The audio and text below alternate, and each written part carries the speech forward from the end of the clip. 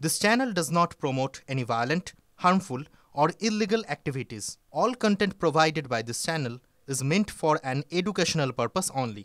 বিপাকে পার্থ ও তার বান্ধবী ইডির পর এবার আয়কর দপ্তরের স্ক্যানারে তারা পার্থ ও তার বান্ধবীর সম্পত্তি বাজেয়াপ্ত করার প্রক্রিয়া শুরু করলো আয়কর দপ্তর।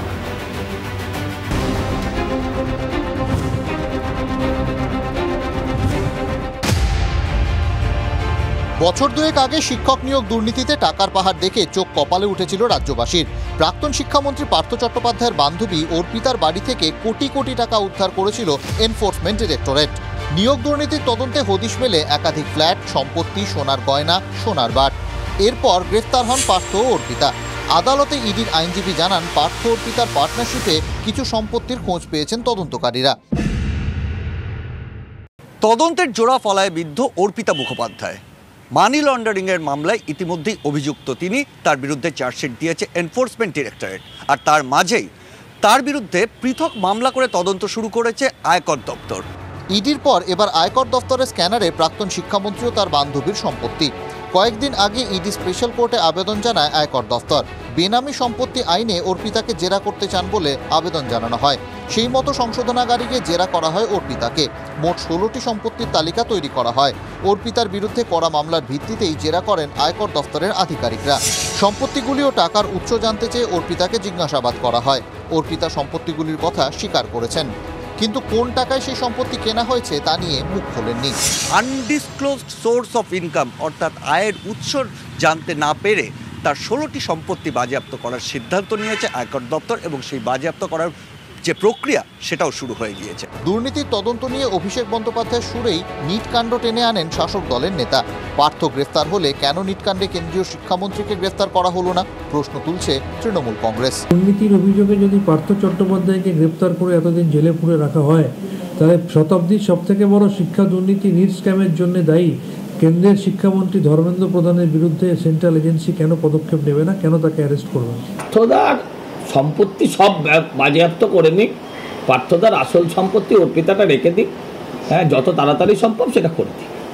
আর রোজ রোজ আর সম্পত্তি বাজেয়াপ্ত, আরে আসল যেটা চাই যে ভাইপো তাকে জেলে দেখতে, সেটাই পেলাম না। এর আগে ইডির জেরায় লিখিত বয়ানে পার্থর নামের উল্লেখ করেন অর্পিতা।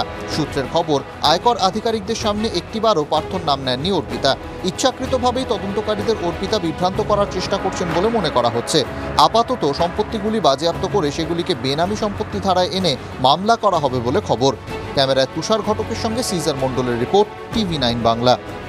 ডাকাতির পর চম্পট দেওয়ার সময় পুলিশের সঙ্গে গুলির লড়াই। শুরুতেই আপনাদের মালদার কথা বলছিলাম। গাজলে সমবায় ব্যাংকে ডাকাতির পর অ্যালার্ট করা হয় সমস্ত থানাকে।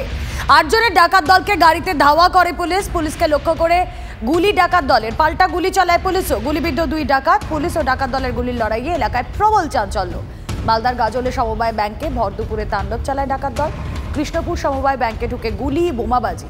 গুলিবিদ্ধ ব্যাংকের ম্যানেজার দেদার লুটপাট করে পালানোর সময় ধাওয়া পুলিশের, ব্যাপক গুলির লড়াই। আর এই ঘটনায় 3 জন আটক।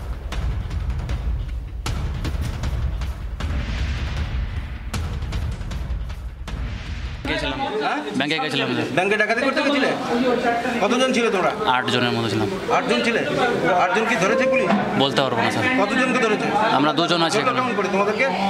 আমরা গাড়ি ছেড়ে ভাগেছিলাম, পিছনে ফায়ারিং, ক্রস ফায়ারিংয়ে ধরেছে স্যার আমাদের। ক্রস ফায়ারিংয়ে ধরেছে আমাদের। ক্রস ফায়ারিং মানে তোমাদেরকে ক্রস ফায়ারিং করেছে? হ্যাঁ স্যার, গুলি লেগেছে। তোমরা পুলিশকে গুলি চালিয়েছিলে? গুলি চালাওনি? কোথায় গোলাগুলি হয়েছিল? ক্রস ফায়ারিং কোথায় হয়েছে? এটা স্যার হবে, হ্যাঁ কোথায় হয়েছে বলতে পারবো না স্যার। জায়গাটা চেয়ে না। তোমরা কতজন ছিলে? 8 জনের মতো ছিল। 8 জনের গাড়িতেই ছিলে? কি গাড়ি ছিল? বুলেরো। হ্যাঁ বুলেরো। কত টাকা নিয়েছিলে? কার কাছ থেকে স্যার? ব্যাংক থেকে কত টাকা লুট করেছিলে? ক্যাশের ওখানে আমরা ছিলাম না। ক্যাশের ওখানে আমরা ছিলাম না। কারা ছিল? ও বাকি অন্যজন ছিল। বাকিরা কোথাকার? সব চাচলের আছে। চাচলে? আমার বাড়ি গাজল। আমার বাড়ি গাজল। গাজলের কোথায়? ওই এলাকাতে? বটতলা। আরও একজন দুষ্কৃতী যারও গায়ে গুলি লেগেছে এবং পুলিশের সঙ্গে প্রথমে তারা গুলি চালায় এবং তারপরে পাল্টা গুলি চালাতে বাধ্য হয় পুলিশ। দুপক্ষের গোলাগুলি তাদের গুলি লাগে বলে খবর। যদিও পুলিশের তরফ থেকে জানানো হয়েছে যে কেউ কেউ ডাকাত দল হয়তো আগেও আহত হয়ে থাকতে পারে। এই মুহূর্তে অ্যালার্ট করে দেওয়া হয়েছে সমস্ত থানাকে। যখনই এই ঘটনা ঘটে গাজলে দিনে দুপুরে, তারপরে যে সমস্ত দুষ্কৃতীরা সেখান থেকে পালাতে যায়, তখনই পুলিশ তাদের পেছনে ধাওয়া করে। তাদের পেছনে ধাওয়া করলে তাদেরকে যখন নাগালের মধ্যে পায় না, তখন সমস্ত থানাকে অ্যালার্ট করে দেওয়া হয়। সমস্ত থানার সামনের যে রাস্তা, সেই রাস্তাগুলোতে পুলিশের নজরদারি প্রখর হয়ে যায় এবং সে যে রাস্তা দিয়ে ঢুকুক তার সঙ্গে চেস করা হবে, এই রকমই একটা পরিকল্পনা তৈরি করে পুলিশ এগোয়। এবং মালদা থানার ভাবুকে পুলিশের সঙ্গে রীতিমতো ডাকাত দলের গোলাগুলি চলে এবং তারপরে কয়েকজন আহত হয় এবং তাদেরকে মালদা মেডিকেল কলেজ হাসপাতালে আনা হচ্ছে। একই সাথে বাকিদেরকেও আটক করছে পুলিশ এবং একই সঙ্গে তারা যে টাকা লুট করেছিল সেই টাকাও উদ্ধার করা হচ্ছে। সব মিলিয়ে পুলিশের তৎপরতায় কিন্তু হতবাক হয়ে গেছে সাধারণ মানুষ, যে এতক্ষণ ধরে যে প্রশ্ন উঠছিল যে পুলিশ কি করছিল, তবে পুলিশ ডাকাতির পর হলেও যথেষ্টই তৎপরতা দেখিয়েছে এবং তারপরে শুধু তাই নয়, রীতিমতো ডাকাত দলের সঙ্গে সংঘর্ষে লিপ্ত হয়ে তাদেরকে পাকড়াও করেছে। মালদা থেকে ক্যামেরায় মুজিবর শেখের সঙ্গে শুভতোষ, TV9 বাংলা।